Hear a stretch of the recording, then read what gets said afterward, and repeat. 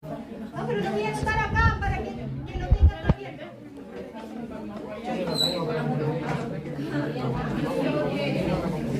Barrera hematoencefálica, los astrocitos. Ya. Forman redes, grandes redes interconectadas entre ellas. Hay dos tipos principales, los fibrosos y los protoplasmáticos, y tienen una forma de estrella. Están también las células satélites, que principalmente dan soporte a la musculatura, y las células de Schwann, que vendrían siendo las que forman la vaina hialina en el sistema periférico. Por otro lado tenemos las neuronas, que se clasifican por su función. Perciben los estímulos exteriores. Las interneuronas, que son las que tienen conexiones entre neuronas, con los redes neuronales. Las neuronas motoras, que son las que controlan el movimiento y la coordinación muscular. Después tenemos otro tipo de clasificación por prolongación. Está la unipolar, son las que tienen una acción y una sola prolongación. Las bipolares, que poseen un axón y una dendrita larga. Las multipolares, que poseen un axón y múltiples dendritas. Y las pseudo unipolar, que tienen solo una dendrita dividida en dos. Se ubican en los ganglios, la raíz dorsal y los nervios craneales. Y las axónicas, que son los axones no dorsales. La última son las anaxónicas, que no distinguen los axones de sus dendritas. El trabajo principal de las neuronas es transmitir impulsos nerviosos. Y de las células gliales el soporte de las neuronas. Bravo, muy bien.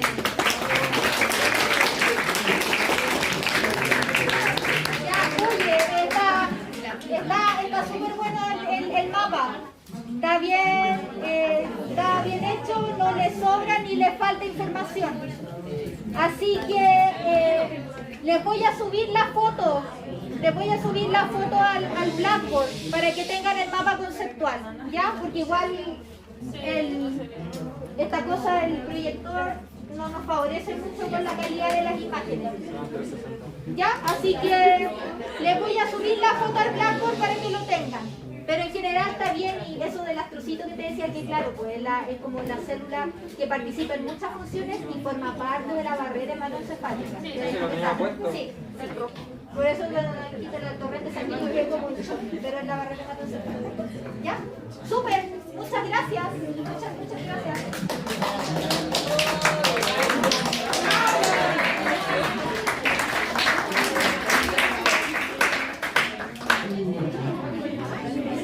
¡Drogas! Ah, no.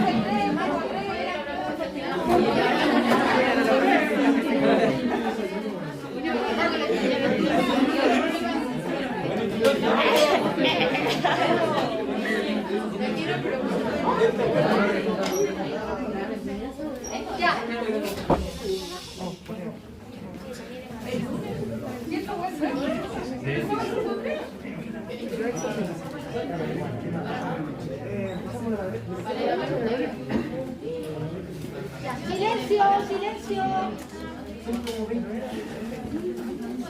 Hola. Ya. La heroína se nos presenta como una droga opioide de tipo semisintético que se extrae de la amapola. Esta se transmite a través del torrente sanguíneo, a través de neurotransmisores opiáceos y se adhiere a los receptores MU del TGAPA. Más predominantemente en el tipo MU. Esta actúa de dos formas, que de la manera presináptica, con el actuar de los receptores de la proteína G, los canales de calcio se cierran, que provoca que no se liberen los neurotransmisores. ¿Esto qué causa? Que efectivamente no se inhibe el dolor. En la parte postsináptica, en lugar de cerrar los canales de calcio, los canales de potasio se mantienen abiertos, lo que despolariza la célula o la neurona, lo que también efectivamente inhibe el dolor. Todo esto ya mencionado se encuentra en el tálamo, en el sistema límbico, el tubérculo olfatario, la médula espinal y la corteza cerebral, y puede tener distintos efectos como analgesia supraespinal, euforia, depresión respiratoria, efectos gastrointestinales y dependencia física.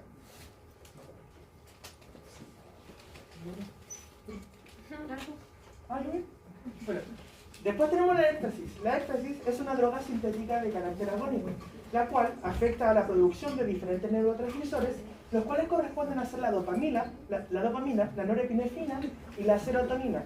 Lo que hace es aumentar la producción de estos. Cada uno de estos neurotransmisores corresponde con sus propios receptores. En el caso de la dopamina tenemos los de clase T, en los casos de la norepinefrina tenemos los 5-HT y en el caso de la en el caso de la serotonina tenemos los 5-HT y en el caso de la norepinefrina tenemos los adrenérgicos. Cabe mencionar que cada uno de estos receptores son grupos, ya que existen diferentes cantidades de estos y diferentes tipos. En este caso, por ejemplo, podemos mencionar que, para contextualizar, la dopamina tiene 5 diferentes tipos de receptores, pero en este caso no solamente solo tratamos el D2, el cual es el afectado con el éxtasis. También nosotros tenemos que esto es de carácter presináptico. ¿Y qué es lo que nos genera? Es que lo que genera la éxtasis en sí, en los neurotransmisores, es que se degradan las vesículas en los que vienen siendo los neurotransmisores de carácter químico. ¿Y qué es lo que se genera? Se genera que la hormona, la serotonina, en el momento en el cual no puede volver a entrar a lo que viene siendo la vesícula, esta se degrada. Esto afecta a diferentes tipos de órganos, los cuales pueden ser el hígado, el corazón y la corteza cerebral. Aunque cabe mencionar que hasta el día de hoy todavía se tiene dudas sobre esto, ya que no se ha podido comprobar de forma específica que se y tiene diferentes efectos. Los efectos que esta tiene, al ser una droga que básicamente lo que hace es el aumento de la serotonina, la norepinefrina y la serotonina, es un aumento en lo que viene siendo el humor. Esta normalmente se usa para lo que viene siendo para fiestas, para poder aumentar el carácter empático que tiene la persona, aumentar el humor, que ésta se sienta alegre, y así se me lengua la traba. Ya, está eufórico. Y lo pasa chancho en la fiesta con esta. Básicamente. Sí. Una pequeña acotación antes que partamos. Que como esto lo hicieron en la tablet, entonces les pediría que le hagan la modificación correspondiente. ¿Ya? ¿Cómo? Ahora me voy a explicar. Acá, estos receptores que ustedes pusieron acá, estos son receptores postsinápticos. Es ahí, ¿no es cierto?, donde actúa los neurotransmisores endógenos, ¿no es cierto? Y donde finalmente también hay alguna respuesta derivada, ¿no es cierto?, de lo del éxtasis. Pero acá el presináptico, tengan cuidado con esta flecha, porque lo que ustedes están hablando acá es el efecto a nivel presináptico, porque finalmente el éxtasis lo que va a hacer es aumentar la liberación descontrolada de pleta de serotonina, libera mucho la parte noradrenalina, dopamina. Pero tengan cuidado acá, esta flecha me causa conflicto, porque puede subentenderse como que estos receptores son presinápticos. ¿Ya? Entonces, una cosa son donde actúan, estos son en sus receptores postsinápticos, pero esta parte de acá, esta flecha, tendrían que hablar de que justamente el éxtasis genera a nivel presináptico una liberación masiva de estos neurotransmisores. ¿Ya? Entonces esa flechita ahí como que da a entender que es presináptico, pero no. Entonces como para darle quizás del éxtasis hacia efecto presináptico, por ejemplo, liberación excesiva de estos neurotransmisores. Eso es la flechita. Esa era mi acotación. No sé si se entendió la... Sí, bueno. Claro, porque es que esto que ustedes están describiendo acá es lo fisiológico, ¿ya? Esto es lo fisiológico. porque están describiendo, bueno, esta parte, olvidemos el éxtasis en este minuto, pero lo fisiológico es que existen neurotransmisores de tipo dopamina, norepinefrina, serotonina, que se unen a diferentes receptores postsinápticos, ¿ya? Que pueden encontrar diferentes subtipos de receptor de dopamina, de serotonina y adrenérgico. Pero el éxtasis en sí tiene un potente efecto presináptico porque favorece la liberación masiva de estos neurotransmisores. Entonces, a eso me refiero, que aquí como que falta una flecha de efecto presináptico, no esta flecha de aquí, que pareciera como que estás uniendo los receptores postsinápticos con los presinápticos. A eso. ¿Se entiende la idea? Sí, ahora sí. Ya. Ahora sí que sí, ¿la otra? Ya. La cocaína. Entonces, bueno, la cocaína, al igual que el éxtasis, es una droga sintética agonista porque, por así decirlo, satura la hendidura sináptica con la dopamina. Esto, bueno, afecta a receptores como los serotoninérgicos, dopaminérgicos y, pucha, no sé, Muscarínico. ese. Bueno, dentro de ¿Sabes lo que son los receptores muscarínicos, no es cierto? Ah, Son la verdad receptores para acetilcolina, que es otro neurotransmisor. Ah, ya no. Ya, No pero para que cachaba. sepan. Muscarínico igual acetilcolina. Bueno, y dentro de los efectos que encontramos, bueno, o sea, la causa de los efectos es que en la hendidura sináptica tenemos una saturación de dopamina, lo que produce euforia. En el caso de la noradrenalina, que también está presente en los efectos de esta droga, esta produce los efectos adversos, como, no sé, los temblores, ataques de epilepsia, y etcétera. Perfecto, perfecto, sí. A la siguiente. Sí. Estoy echándole el último vistazo. Arreglen esto para que me lo manden corregido y yo poder subirlo al Blackboard por fin. Agonistas, receptores,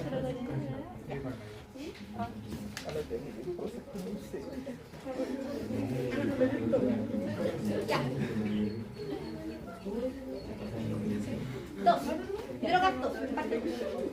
El alcohol es una sustancia antagonista. Algunos de sus neurotransmisores que afectan son la dopamina y la serotonina. Y algunos de sus receptores son la GABA ABC y 5-HT3, 5-HT1, 5-HT7. ¿Y esos son receptores de? No sé. Serotonina. Ah, de serotonina. ¿Cómo se ponen a hablar y no saben de lo que están hablando? 5-HT. Receptores de serotonina. ¿Y por qué me van a preguntar? Yo sé que es difícil de dilucidar que sea de serotonina, pero les voy a dar una pista. A la serotonina también se le llama 5-hidroxitriptamina. 5-HT. Ya, para que no lo olviden. Y su efecto, el alcohol tiene efectos como la tiene efectos de decisiones, el autocontrol, la pérdida de memoria y equilibrio, afecta a los riñones, hígado y el cerebro en la corteza prefrontal, en el sistema límbico y el cerebelo y el hipocampo. ¿Ya? Siguiente.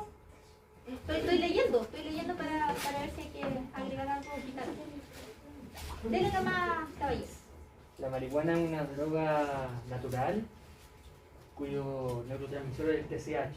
Este neurotransmisor actúa como agonista en los receptores CB1 y CB2 con los cuales se acopla, simulando un neurotransmisor llamado CBD, un receptor endocannabinoide. Se acopla a esto y es antagonista con el GABA, el cual impide el paso del GABA para aumentar el flujo de dopamina en el cerebro.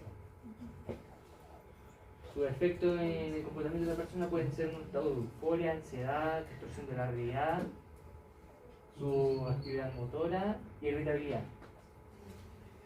Los órganos que afecta son los pulmones, el corazón y en general el sistema simpático, sistema nervioso simpático. Ya, acá sí que hay que arreglar una cosa.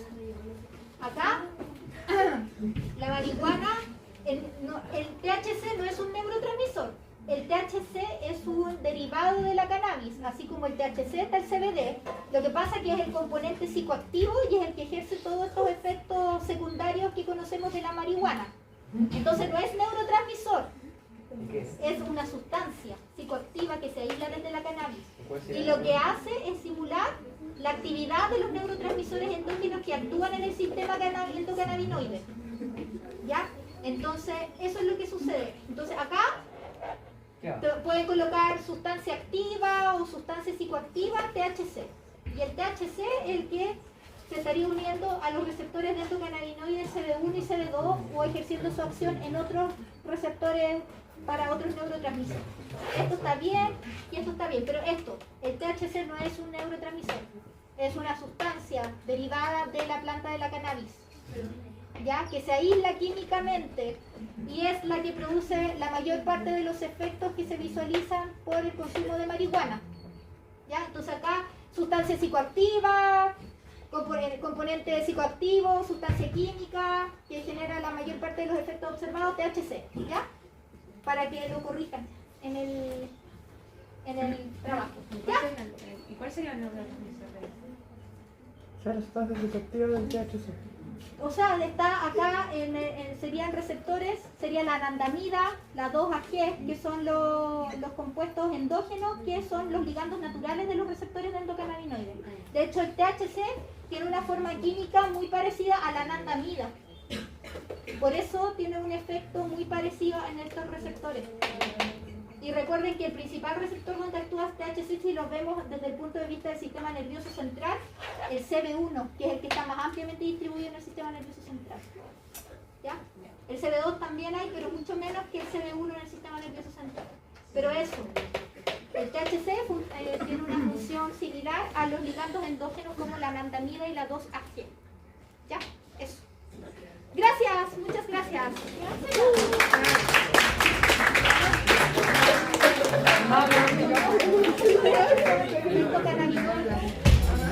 Y lo que hace es la anandamida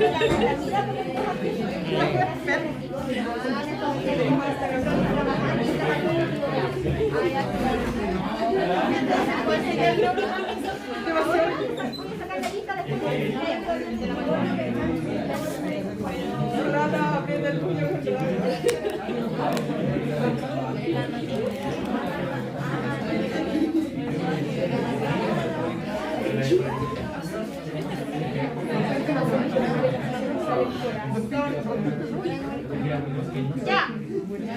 Chao.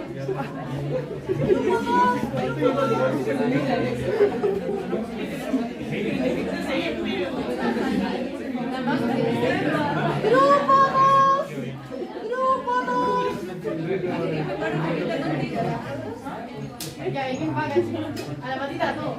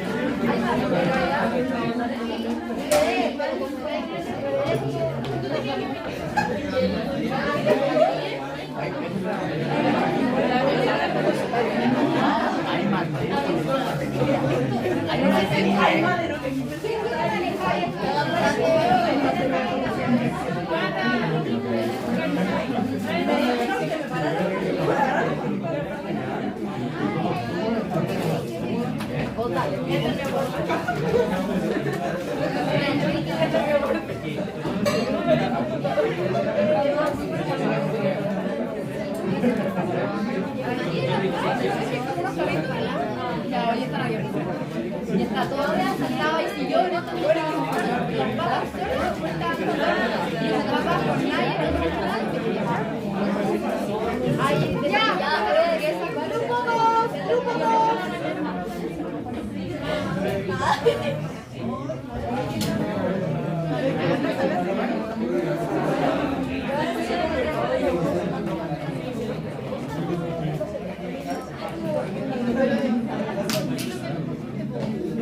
La flor no resolvió que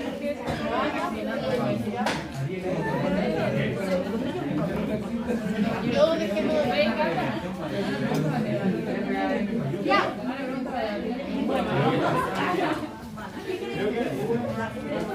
Comiencen. Acá van a comenzar sus compañeros. Atención. Atención, por favor. Yo creo que de toda la materia que entra en la prueba, esta es la parte más compleja. ¡Ay, qué buena! No, pero es que de verdad, yo encuentro que esta es la parte más compleja. Entonces, si les quedó bien hecho el mapa, va a ser de gran ayuda para todos. Ojalá que sí. Esperamos que sí. Y si no, a ustedes anotan las correcciones, lo arreglan y lo podemos subir al Blackboard. Ya. No, pero lo tengo que ir programando. Ya, vayan hablando. Ya, aparte yo. Nosotros partimos el esquema poniendo la sinapsis, que tal como hemos entendido durante todo el año. Es el proceso de comunicación entre neuronas y se divide en dos. La química, voy a detallar. Gracias, Javi. Y la cual habla acerca de los canales de calcio se abren a favor de la gradiente y se unen las vesículas, que las vesículas son las encargadas de los neurotransmisores. Se une también a la membrana y se libera hacia la hendidura sináptica. Y luego los neurotransmisores se unen a un receptor en la neurona postsináptica. Y agrandándolo un poco más para el lado, por favor. Estoy más para el lado. Ah, espectacular. Bueno, ahí hay dos flechas que para abajo, eso, gracias. Ahí se relacionan con el potencial sináptico inhibidor y acá el potencial sináptico excitatorio. Eso. Ya, ¿y cómo lo relacionas? ¿Cuál sería el link directo? Tienes la sinapsis química. ¿Cómo sería el link? Para que sea un potencial postsináptico excitatorio e inhibitorio. En la postsináptica, cuando se unen el neurotransmisor a sus receptores, las células se dividen en los éxitos. Es que me falta escribir. Claro, no, pero para fines de explicación, claro. Porque tienes la sinapsis química, ¿no es cierto? Un neurotransmisor va a ser liberado hacia la hendidura sináptica y se va a unir a un receptor. Ese receptor va a mediar, ¿no es cierto?, la respuesta que tenga la neurona postsináptica, ya sea generando potenciales postsinápticos inhibitorios o excitatorios, lo cual va a depender, ¿no es cierto?, dependiendo si activa canales ionotrópicos o metabotrópicos, perdón, receptores, ¿ya? Entonces por eso sus compañeras ahí hicieron el link para tratar de vincular lo de los potenciales postsinápticos, ¿ya? Adelante, siga nomás. No sé quién sigue. El potencial de reposo. Ya, el potencial de reposo se llama así porque el potencial de membrana de una neurona no está transmitiendo un impulso nervioso. Pero eso no significa que la actividad sea cero. La neurona no está transmitiendo información y tampoco está recibiendo. El voltaje de actividad oscila entre los menos 60 milivoltios y los menos 70 milivoltios. El canal de sodio y el canal de potasio están cerrados y solo la bomba de potasio está activamente transportando iones de sodio hacia el extracelular y los iones de potasio hacia el citoplasma. Por esto el voltaje es negativo y queda en reposo. Es el potencial de equilibrio químico de los iones. Depende de la gradiente electroquímica y la permeabilidad membrana. Ya, ahora con sus palabras, explíqueme. No sé cómo es que lo anoté así con mis palabras porque ese es el resumen que saqué. Ya, sí, ahora resúmalo. ¿De qué depende que el potencial de reposo se mantenga en ese valor? Que los canales están cerrados y que la bomba de potasio está activa, están sacando como los Ya, ¿solo de eso? ¿No?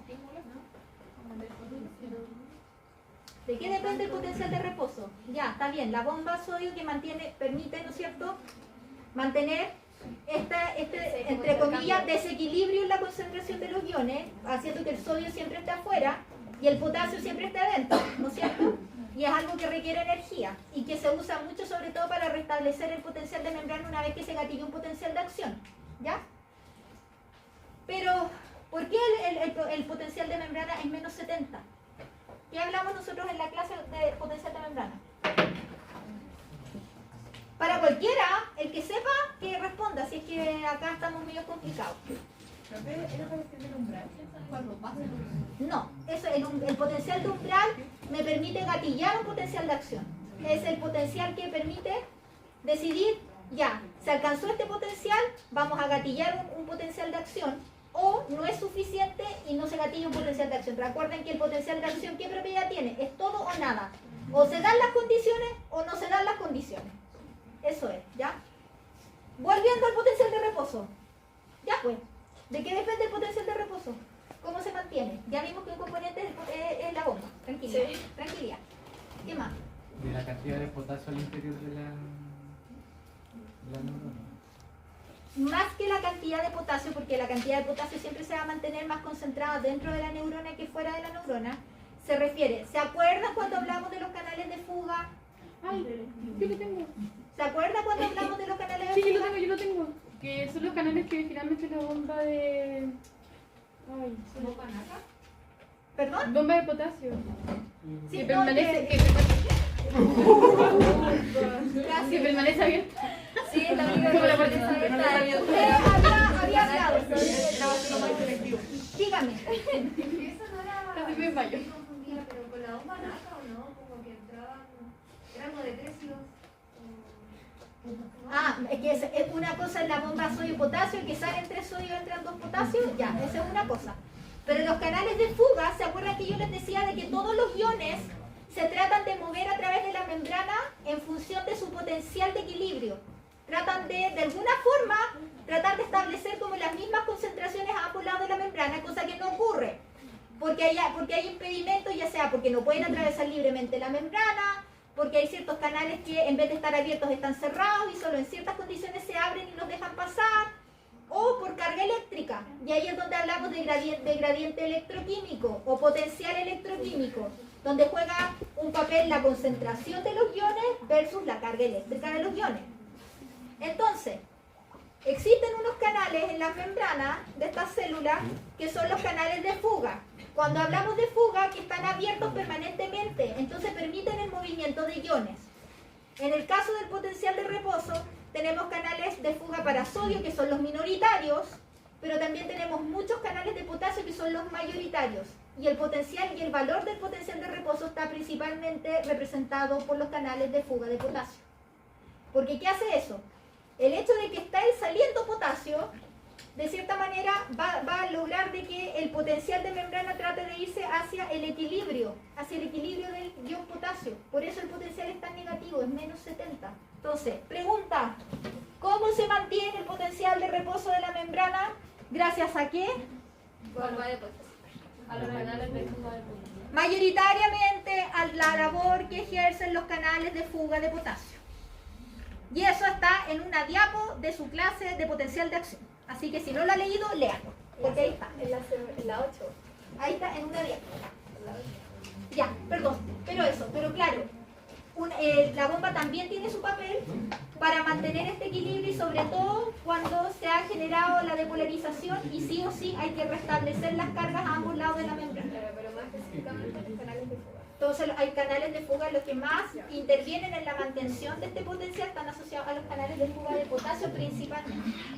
Ya, dele. Luego de este break intenso, dele. ¿Qué más queda? El potencial de acción falta. No lo puedo ver. Dale. Si parece lo voy. Sí, ahí se ve. ¿Lo ves? Ahí está. Dime tu distancia de acción.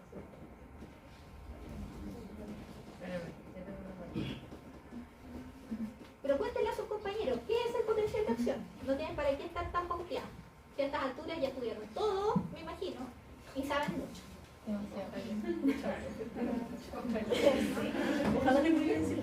Oye, yo les tengo fe. ¿Por qué no se creen el cuento? Yo les tengo fe. ¿Por qué no se creen el cuento? Estamos en proceso de aprendizaje. Sí, ténganse fe. De una Pero no es. Maura, Pero Maura, por favor, pero no es la Maura que se para en el. ya, partamos. Potencial de acción. ¿Qué es el potencial de acción en sí? ¿O qué genera en la neurona el potencial de acción? Un cambio rápido transitorio. ¿De qué? Es como el cambio del reposo a la activación finalmente. A la activación. Claro. Ya, pero usted dijo algo importante, que es un cambio transitorio de qué? Que propaga el potencial. El potencial de acción es una inversión transitoria de la carga. Acuérdense que la membrana está por fuera positiva, por dentro está negativa. Y cuando se genera el potencial de acción, hay una inversión de carga transitoria donde la parte de afuera que estaba positiva se vuelve negativa y la que estaba negativa adentro se vuelve positiva. Lo que pasa es que ustedes están reduciendo todo al sodio y el potasio, que lo entiendo, porque es lo que más, el papel más importante de estos iones en el potencial de acción, pero no son los únicos iones que están. Hay muchos iones, pero los que se encargan de mantener principalmente el potencial negativo dentro de la célula, yo les mencionaba los grandes aniones en una clase cuando hablamos de potencial de acción. Y afuera, que está muy enriquecido de sodio, pero no es el único ion. Hay cloruro, hay otros también. ¿Ya? Entonces, no sé, cuando hablen inversión de la carga, principalmente generada por el alto flujo de sodio. Piensen que el sodio está súper mega concentrado fuera. Y como le abren la puerta, y acuérdense lo que les puse ahí en el resumen de las preguntas, se mueve por gradiente de concentración, entonces feliz de la vida va a entrar el sodio. ¿Y qué va a generar eso? Que se vuelva más positivo dentro que afuera. ¿Se entiende la idea? Y eso se llama despolarización. Sigan, por favor. Entonces el potencial de acción despolariza las neuronas. El potencial de acción está formado por fases, que la van a explicar muy bien sus compañeras. Y una fase es la despolarización. De la repolarización y la hiperpolarización. A sus compañeros. ¿Cuáles son las fases? Díganme. Potencial del potencial de acción. La despolarización, la repolarización y la hiperpolarización. Ya, ¿qué pasa en la despolarización? Se alcanza el umbral y se abren los canales de Na, de Sodio. y los canales de potasio se empiezan a abrir. Claro, se empieza a alcanzar el umbral y se empiezan a abrir paulatinamente, al principio los canales de sodio, hasta que llega un minuto que ya todos se empiezan a abrir. La apertura de unos canales de sodio estimula la apertura de los siguientes canales y se empiezan a abrir todos consecutivamente. Y eso es la fase, como por decirlo, exponencial del pic que caracteriza, ¿no es cierto?, el potencial de acción. Pero va a llegar un minuto en que... Se repolariza. ¿Y qué va a pasar en la repolarización? Ya, en la repolarización se distinguen dos eventos. Se inactivan primero los canales, se empiezan a inactivar todos los que estaban abiertos, se empiezan a inactivar y luego se empiezan a cerrar. Ya, ¿qué más pasa en la repolarización? Los canales de potasio. ¿Cuáles canales de potasio se abren? Los dependientes. Dependientes de voltaje. ¿Cuáles son los canales de sodio que se abren para la despolarización? Los canales de sodio dependientes de voltaje. ¿Qué quiere decir? ¿De potasio? No, sí, estoy hablando de la despolarización. En la despolarización se abren los canales de sodio dependientes de voltaje. En la repolarización se cierran estos canales, se inactivan y se empiezan a abrir los canales de potasio dependientes de voltaje. Cuando hablo de dependientes de voltaje, quiere decir de que cuando existe un cambio en el potencial de membrana, estos canales lo detectan y se abren. Esa es la idea. ¿Ya? Y la siguiente fase es Hiperpolarización. ¿y qué hay en la hiperpolarización? Baja todo. ¿Y por qué llega una carga más baja? Que hablemoslo en lenguaje técnico, disminuye aún más el potencial, ¿no es cierto?, de membrana. Sí. ¿Por qué? Haciendo que los canales como una fuga, como un escape. Es que siempre van a estar abiertos los canales de fuga de potasio. Lo que pasa es que se están, ¿no es cierto?, se abrieron los canales de potasio dependientes de voltaje y el potencial se fue haciendo cada vez más negativo, más negativo, más negativo, y eso contribuye a la hiperpolarización. Y luego tienen que estos canales dependientes de voltaje, de potasio, se empiezan a cerrar, la bomba sodio-potasio está actuando para volver a restablecer el equilibrio de iones sodio y potasio, y el potencial de membrana vuelve a su estado basal. ¿Se entiende? Sí. Ya. ¿Qué más? Ya, está. Sí, me parece que está bastante bien, pero faltaba lo de los canales de fuga y esa es la parte de No, pero sí lo pusimos. ¿Lo pusieron? Sí. Sí, acá. ¿Está acá? Está acá. Canales de fuga. Canales de fuga.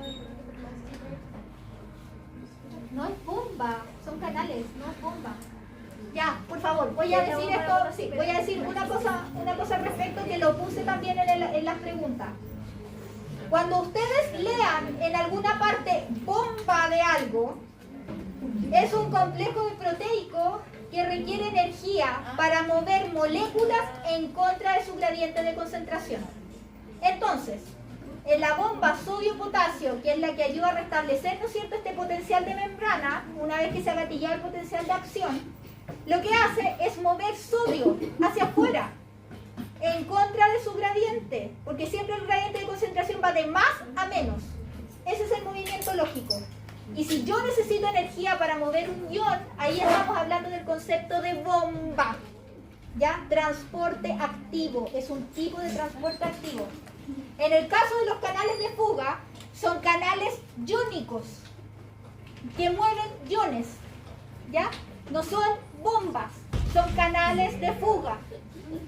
Si es bomba y se clasifica como bomba, pero estos canales son de fuga y no son bombas. Está la bomba sodio-potasio y están los canales iónicos de fuga de potasio. Y eso.